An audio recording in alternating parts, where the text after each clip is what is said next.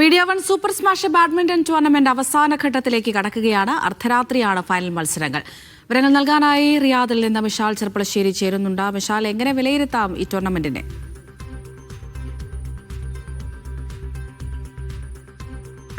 കഴിഞ്ഞ 2 ദിവസമായി റിയാദിൽ പുരോഗമിച്ചുകൊണ്ടിരിക്കുന്ന മീഡിയ വൺ ഒരുക്കുന്ന ബാഡ്മിൻ്റൺ ടൂർണമെൻ്റായിട്ടുള്ള സൂപ്പർ സ്മാഷിന് ഇന്ന് അവസാനമാവുകയാണ്.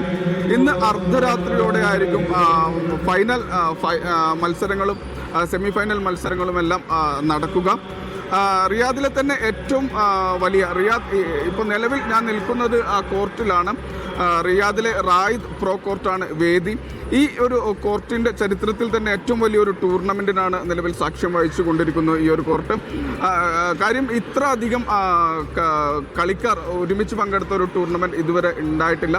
അതുപോലെ തന്നെ ഇതിൻ്റെ ഒരു പ്രധാന പ്രത്യേകത എന്ന് പറയുന്നത് 13-ലധികം രാഷ്ട്രങ്ങൾ, വിവിധ രാജ്യങ്ങൾ പങ്കെടുത്ത ഒരു ടൂർണമെൻറ്റ് കൂടിയാണ് ഇപ്പോൾ നിലവിൽ നടന്നുകൊണ്ടിരിക്കുന്നത്.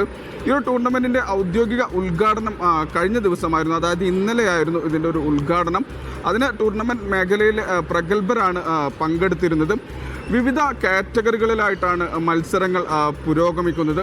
വനിത, പുരുഷ ഡബിൾസുകൾ, അതുപോലെ തന്നെ പ്രത്യേകമായി കുട്ടികൾക്കായി ജൂനിയർ വിഭാഗം മത്സരങ്ങളും ഒരുക്കിയിരുന്നു. എന്തായാലും ഇന്ന് ഈ ഒരു 3 ദിവസത്തെ ടൂർണമെൻറ്റിൻ്റെ അവസാന വിജയിയെ അറിയാനും തിരഞ്ഞെടുക്കാനുമായി ഇന്ന് അർദ്ധരാത്രി വരെ കാത്തിരിക്കേണ്ടി വരുമെന്നാണ് പ്രതീക്ഷ.